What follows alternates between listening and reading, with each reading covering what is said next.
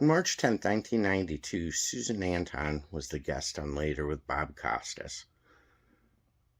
And it was one of those interviews where you learn that the celebrity's public persona is nothing close to who they are.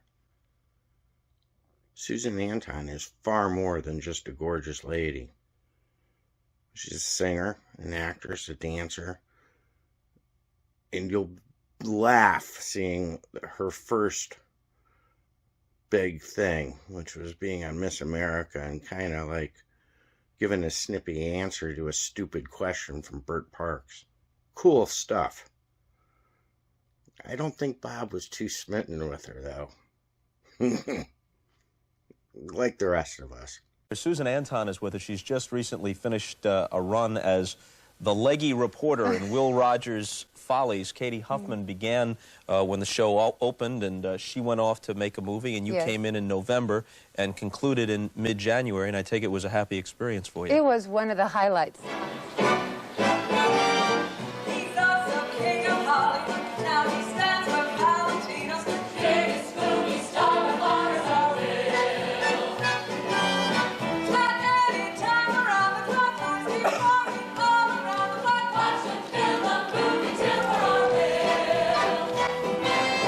You can sing, and most people know that, but I don't think you danced professionally before, had you? No, and that's still questionable whether I danced or not. I did manage to maneuver through the steps of the opening number, but I'm not a trained dancer. You know, I think the natural rhythm that I have as a singer and just the ability to, you know, do whatever's necessary to keep moving as fast as you can while you're on stage, you know.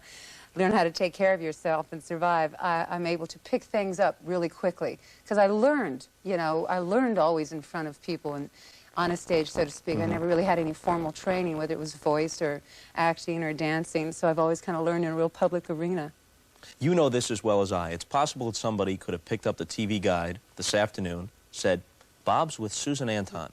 I wonder what they're going to talk about. Sure. Because to a lot of people, you're a celebrity, but they're not sure what that means and what talent it entails. And that's the image that was crafted, or at least occurred 15, 20 years ago, that you're still trying to maneuver your way around, right?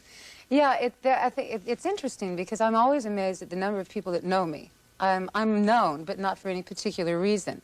Some people know me as a singer, some people as a girl that has done commercials, some from my acting, and some from having dated famous men a long time ago. So, you know, publicized romantic involvements. But for no particular, I don't have a hit record that I can say. I've had a hit record in the top 10 in the country charts about 8, 9 years ago. And I've had a few films, and I've been on television, and I've had my own series. But because I've never had a bona fide hit anything, it's still a mystery. People have never known exactly where to put me. And we seem to be a culture that feels most comfortable having our little lists of things. And the more that there's you know, the more that people don't know what to do with you, the more difficult it is to kind of find your way into something. I find that the resistance, though, is so much less now that I've turned 40. It's a big difference because I'm no longer a young ingenue, and the fact that, like you said, for 15, 20 years, I've been in this industry. You know, so people stop and think and put together, well, she must be doing something. But, you know, in your case, it was a little bit worse than just confusion or unable to establish something credible. There was a negative and at times almost nasty aspect to it. You were a convenient punchline. Whether you deserved it, and maybe sometimes you did, whether you didn't deserve it, you were. Yeah, I don't know. You know, I remember watching a Saturday Night Live, and Eddie Murphy did a little sketch with G.I. Joe and Barbie. And I was Barbie and Dudley was G.I. Joe, and the joke of it was that G.I. Joe dolls were now being made smaller. And I thought I was flattered, you know. I mean, shoot, you know, if you are well known enough to be a punchline on Murphy Brown or Saturday Night Live, then that's an acknowledgement that people know who you are. And you know the old saying that there's no bad press. I mean, it's really, I don't know. But you know, that's not really true. I think it's true for some people if they're only concerned with becoming well known. But I think people make the mistake of believing that if someone is, in some sense, successful, if someone is well known, that they've checked their human feelings at the door. If someone says, especially publicly, something about you which you firmly believe is untrue and unfair, it doesn't make any difference how much money they pay you or what the other rewards are. You're a human being. That hurts. Yeah. For the most part, you see, I really haven't encountered too many hurtful things that I personally have read. The people on my team, if you will, you know, whether it's my publicist or my manager or my family and immediate friends and along the way, band members and so on, I've always made it known that I don't want to hear about it, you know, unless it's something that personally attacks attacks me morally or attacks my family, you know, anything that's really harmful in that sense, I just turn the other way. I, for the most part feel that I've really been pretty well treated, you know, to tell you the truth. I think that I like the perception that I think most people have of me. You know, that's what I think that there's a pretty good sense that people have about. I think that people know that I'm an involved citizen, that I'm health conscious, that I'm kind, you know, that I don't know. And if people have a problem because I don't have a big hit anything, then there's nothing I can do about that. I wish I did. But, you know, I just go along and make my living. I think for perspective's sake, I ought to read this. This comes from a couple of years ago, I guess, when you appeared at Rainbow and Stars, which is up top on this building. It's a little club where a lot of prestige acts play, and it doesn't seat that many people, and they have dinner and watch the performance. And this is from the New York Times Review. To judge from appearances, the blonde, willowy actress is one of the last people in the world one would expect to be a convincing pop soul stylist. But in a program that leans heavily on soul and pop jazz standards, she reveals a strong, supple voice along with an intelligent, well-balanced, interpretive approach. That's the New York Times. Then the guy in Newsday says, what Anton has done in show business up until now was, to me, kind of hazy. Okay? In other words, her image was something like Farrah Fawcett in search of her Charlie's Angels, Vanna White without her Wheel of Fortune. So it was almost startling to discover, this guy Wayne Robbins of Newsday says, Anton's hale and hearty voice and disarmingly warm stage presence. Yeah. Now, is that gratifying or is it annoying? I think more gratifying than annoying. I don't know. You see, I accept things the way that they come down, and I don't live my life in resentment or regret. And I think that my strongest suit, I think I am strongest in person. I think that there's no doubt about the fact that I think that any audience that I perform in front of goes away with a different perception than what they walked in with. I just know if you come back, it won't be like it was before. No. I ain't gonna let you break my heart again. So there's a whole stereotype that has to be broken through constantly by me and many, many, many other women. So it's not that you're even up against your own reputation. You're up against the reputation that's been built up over the years of that idea of what that woman is about. So anytime that there's a breakthrough in the preconceived notion of who somebody thinks I am, then I see it as it's great, you know. And from what I can gather, you have a sense of humor about it, too. Yeah. Not just philosophical, but a sense of humor. I saw the thing on the Gary Shandling show when you spoofed your whole image. And then the thing was so weird. At the end, Tom Petty walks in, and he wants to borrow some hedge clippers. Yes, that was so much fun. That was such an inventive show. I met Gary. We were in Hawaii, and we were both working for one of the American car companies, and they were debuting their new line of cars. And so we would hang out by the pool and get into conversation. He's very philosophical. Gary's a very interesting man. But he had mentioned that he was getting ready to do this cable show. And I said, gee, anytime you need somebody just to drop by or whatever, I'd love to do it. So sure enough, I got the call one morning. He said, are you doing anything, this evening? I said, well, no, why? He said, well, would you come over with Tom Petty and Doc Severinsen and do the show? I said, yeah. The usual thing, Tom Petty hanging out with Doc Severinsen. I said, this I got to see. This we've got to put together. And it was just a great idea where his neighbor, he's waiting for he thinks his neighbor's going to come on his show and give birth, and that'll be the show for the evening. And she doesn't go right into labor. So he said, well, what am I going to do? So he takes advantage when Tom Petty drops by to return the pinking shears, you know, the hedge clippers. He takes advantage and says, Tom, come in, do a song, you know. And by the time that it got around, and then the little neighbor boy's in a production of Fiddler on the Roof, he says, you know, why don't you do that number, Fiddler on the Roof? And he literally turns the show into the talk show arena. And I have fun doing a spoof on myself. Yeah, I have no problem with that. I know that I'm bigger than life. You know, I am. I'm 5'11", and I have this enormous smile, and, you know, I am. So that's okay. Back with Susan Anton. Now, here's what I want to know. Okay. You finished 3rd or 4th or something one year in the Miss America pageant. Yeah, 2nd. 2nd. All right. Okay. Tied, though. I was even tied. So you tied for 2nd and 3rd, actually, yeah, well, to be yeah. technical. There All right. you go. What was Bert Parks' question? Oh, now, see, this is interesting. I'm very proud of this, Bob, because I like to take personal credit for changing pageant history. This is a real highlight. That was back in the days when they used to ask each girl a question. And then you would answer, and your whole, you know, future would depend on the intelligence of your response. So This was a relative category, you understand. Please, very relative. So they asked, at that time, the question was all about entering the now generation, because we're talking about the 70s. And Bert Parks asked me, when do you feel is the proper time to marry? Now, somebody told me once that I was born with a silver foot in my mouth, and I believe that it's true because it just comes out. Yeah, I don't stop and think about it, and my thought was, well, when you're pregnant, but no, this wouldn't work well for pageant people. So I said, heaven only knows. And I went and sat down. I thought, that's the dumbest question. That was your whole answer? That was my whole answer. In your biography, you didn't tell us the age at which you hoped to marry. Instead, you said that you'd marry when the time was right. In addition to finding the man, what conditions do you think make the time right for a girl to marry?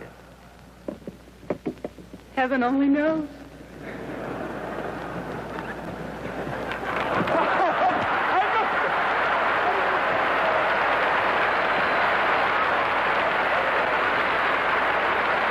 And I went and sat down, and the entire convention center erupted in laughter.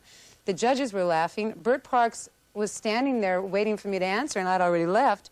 So he came following me back to my seat, and he said, what did you say? Because clearly something had occurred that he missed. It wasn't the first time. But anyway, I told him, and I subsequently lost. But TV Guide came out with this whole big story and a poll again, another, you know, everybody vote and say, did Miss California's flip answer cost her the crown? And subsequently, the pageant admitted that the questions were a bit ridiculous and stupid, and so they stopped asking them. So I take personal credit in changing that very, very important, you know, American way of stopping to ask those questions. I guess the first time a lot of people saw you, at least had an impression, was when you did the Muriel Cigar commercials, right? I would think so. That was the first real national exposure that I got. I had been doing commercials on a local level, and then the call went out. Edie Adams had been associated with Muriel Cigars for a long time. Particularly, you know, they had a lot of high profile. I talk about how much time has passed, because now there's no tobacco on television. But football games were sponsored by a lot of the tobacco companies, Gulf Western, and so they were replacing Edie Adams, and so they had this nationwide search for a girl to come in. And they narrowed it down between me and 3 other girls, and we each shot a commercial. And then the public voted, and I was literally voted into office. And I'm proud to say that it was a landslide victory. And I think it has something to do with the fact that my mom... Did Earl Warren, like, swear you in on the steps of some on a big cigar thing, yeah, you know, a big on box a cigar, of box El of Muriel's? Productos. Yeah, Muriel's. That was it. But it was great, because what was really fun about those commercials, they did one that was very controversial, which is so interesting now. You look at the passing of time. I mean, I wish that this was considered, you know, too seductive for programming nowadays. But there was a locker room commercial that CBS actually banned from showing because they said it was too suggestive to play during the daytime. Let Muriel turn you on. That is my desire. Muriel lights a flame in me. Where there's Muriel smoke, there's fire. Where Where there's Muriel smoke, there's fire. Even though apparently you won in a landslide vote, I could see some of those old-style cigar-chomping guys really seeing this as kind of a seminal moment in America's cultural history, because Edie Adams, who had been married to Ernie Kovacs, Edie Adams was, as you say, the spokesperson for a long time, and she did that, you know, hey, big spender thing. Yeah. My father thought Edie Adams was the cat's That's it, meow. you bet. I can still see my dad sitting on the couch, half the time in his boxer shorts, watching a ball game and informing my mother, Jane, I'd leave you for this woman. My mother was stricken with fear, because Edie was coming right over. That's right. She was on her way. Right.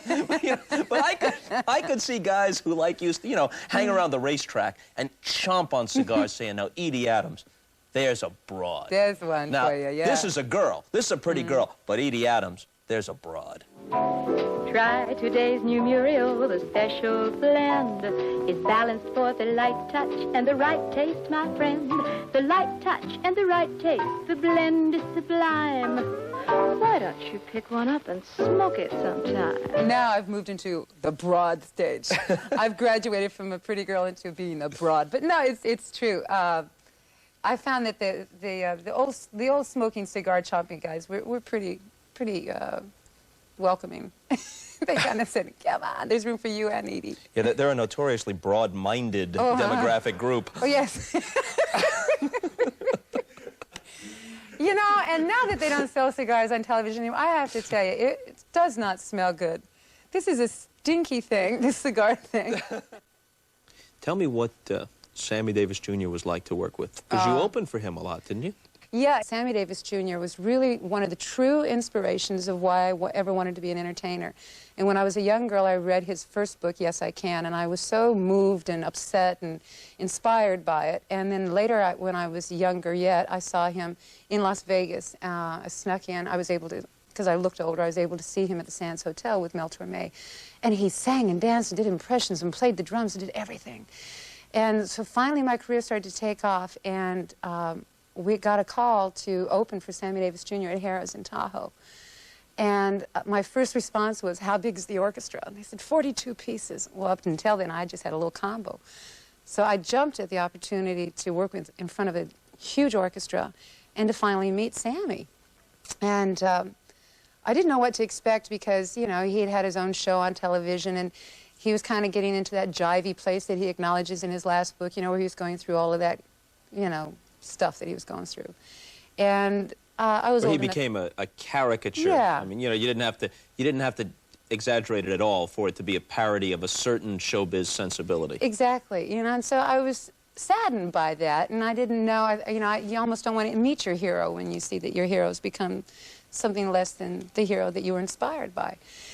So the 42-piece orchestra really got me, though, and I went up there, and I was at rehearsal, and it was early in the day.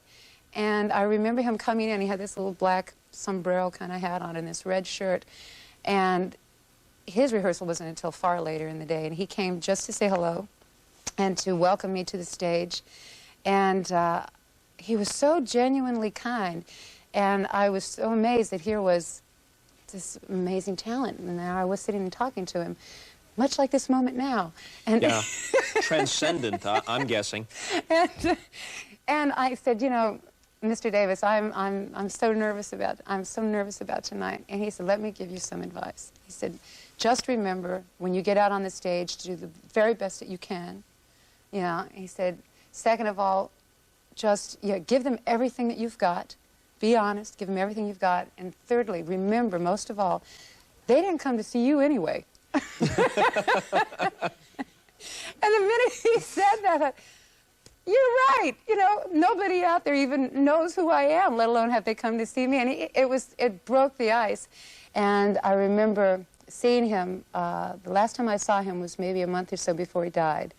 And I had been in the recording studio that day and had received an invitation to come over to the house to watch Old Gringo.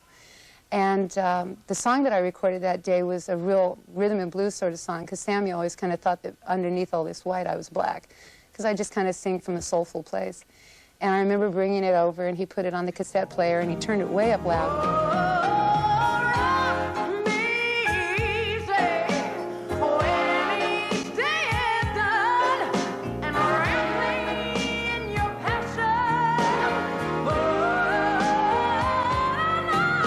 when it was over, he came up to me, he started rubbing my face, and he said, "I'm just checking." Just checking. And it was his way of saying that he was just, you know, that he acknowledged me in the very, very, very beginning. Half hour of television history in the books. Thank you, Bob. It was fun. In the books? Okay. In the books, on the air, On the air. and we're gone. See you later.